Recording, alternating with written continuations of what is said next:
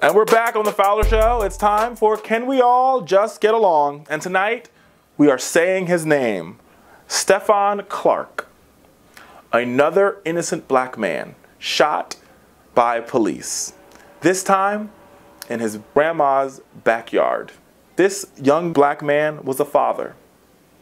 He was a son. He was a brother. He was a nephew.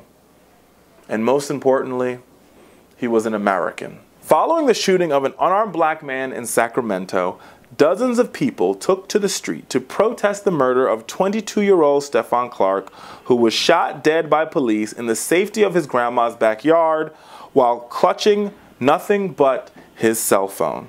Protesters hit the streets on Saturday for the 5th consecutive day of action.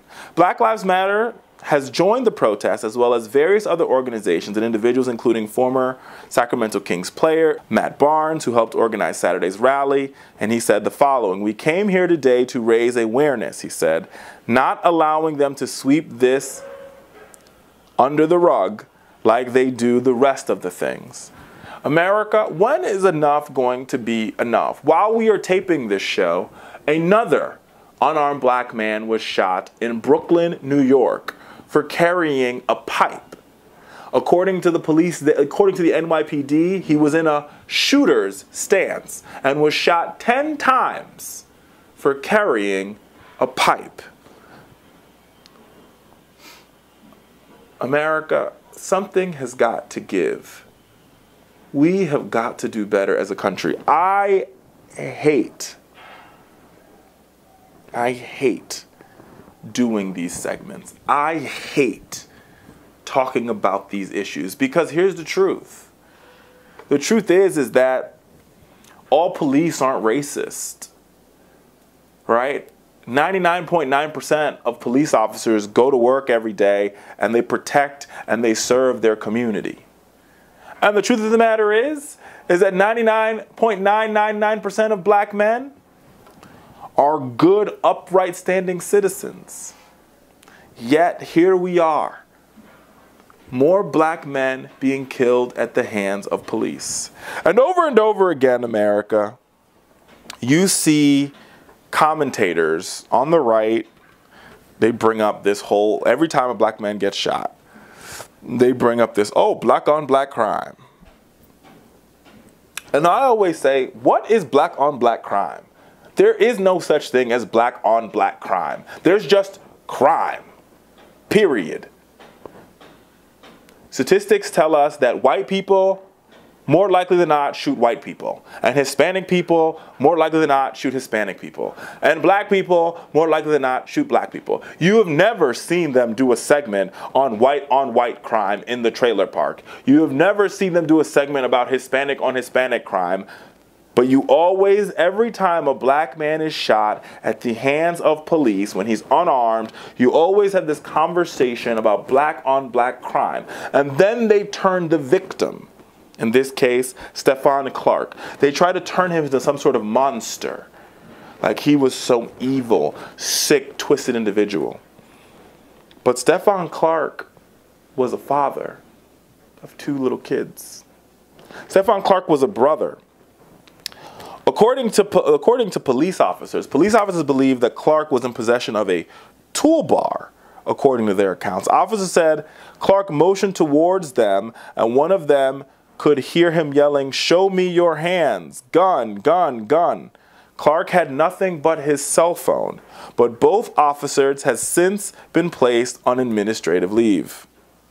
A private autopsy was performed by the esteemed Dr. Bennett O'Malley, a pioneer who led to the revelation of CTE in the NFL, and whose story was depicted in the movie Concussion, where he was basically played by Will Smith. And what that study found revealed that he was struck 8 times, including 6 bullets hitting him in the back.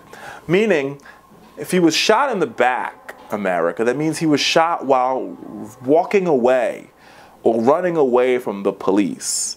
And police are trained, or they're supposed to be trained, to only use deadly force if they feel like their lives are in danger, which means somebody will be coming towards you, lunging at you. So you shoot, you want to see bullets shot in the front, but not in this particular case. Bullets were to the back. But that's neither here nor there. We've got a problem, America. We've got a real problem on our hands, right? And it goes beyond just gun violence, right? Because yes, we have a gun violence problem. We saw that in Parkland. We saw that at the YouTube headquarters this week.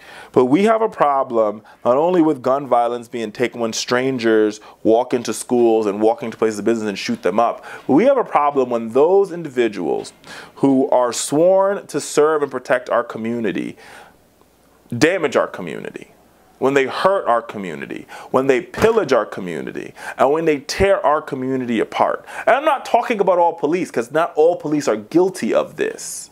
But when one police officer does it, sadly, the entire police force and the entire police profession becomes guilty for one bad actor. So here's what I'm asking for folks. This is what I'm asking for people to do. I'm asking for good police officers to begin to stand up and say, hey, what this officer did here was wrong. For far too long, what we have seen over and over again is we've seen bad officers and good officers all hide behind the cloak of their union. And I'm a pro-union guy. But the union now has become so powerful that everybody hides behind the cloak of their union, and no good officers stand up and say, this was wrong. This police officer was wrong. They should have never shot this young brother. This brother was on private property with a cell phone, did nothing wrong, and was shot and killed for no reason in particular. So you really can't get mad at black people. And you really can't get mad at a community that already mistrust the police. We've mistrusted the police from the time of slavery because the police departments and sheriff departments were created to catch freed slaves.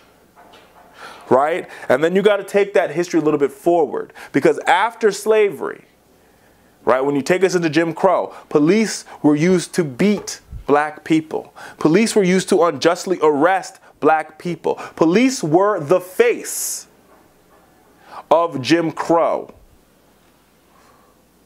Police were used, they unleashed police dogs on us to bite us. When black people fought for the right to vote, they were beaten by police at the Edmund Pettus Bridge. Take it full, now let's go a couple years forward. Then you go to Rodney King, where a black man, an innocent black man, was viciously beaten by police on camera, and yet these police walked innocent. I don't have a problem with police. I have a problem with the fact that the criminality of police officers isn't judged the same as the criminality of everyday citizens. And to be frank, the criminality of police should be judged to a higher standard because they take a higher oath than the rest of us do. I've never taken an oath to protect and serve my community and to uphold the Constitution. That's the oath that the police take. And so they have a higher standard in which they should live by. And thus when they do wrong, and thus when they harm the community, and when they pillage the community, they should be held by default to a higher standard. And it should be their own officers, their own buddies in blue, that should be the first to call out a bad actor. It shouldn't be the community that takes to the streets first to say, we want justice. We know justice, no peace. It should be police officers, the good ones, that stand up and say, wait a minute, no justice, no peace, because on your bad actions is now my reputation. But sadly, we've seen the opposite. We've seen all of them, we've seen so many of these officers hide behind the blue badge, hide behind the badge instead of speaking out for what's wrong. But here's the reality. The reality is this, America. Far too many black men who have been unarmed have died at the hands of police. Truth be told, far too many Americans, black and white, have died at the hands who've been unarmed have died at the hands of police. And it's time for that to change.